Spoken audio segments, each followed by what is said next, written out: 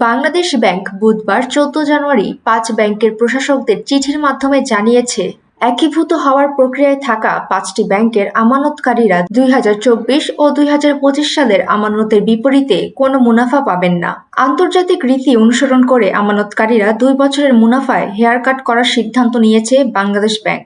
এর ফলে আমানতের সঙ্গে যুক্ত হওয়া মুনাফা বাদ দিয়ে আমানতের চূড়ান্ত স্থিতি পুনর্নির্ধারণ করা হবে।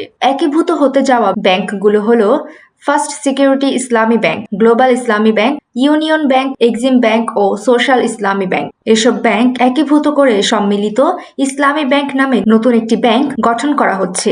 বাংলাদেশ ব্যাংকের তথ্য অনুযায়ী ৫টি ব্যাংকে প্রায় ৭৫ লাখ আমানতকারীর মোট আমানতের পরিমাণ প্রায় ১,৪২,০০০ কোটি টাকা। বিপরীতে এসব ব্যাংকের ঋণের পরিমাণ প্রায় ১,৯৩,০০০ কোটি টাকা, যার বড় অংশই খেলাপি।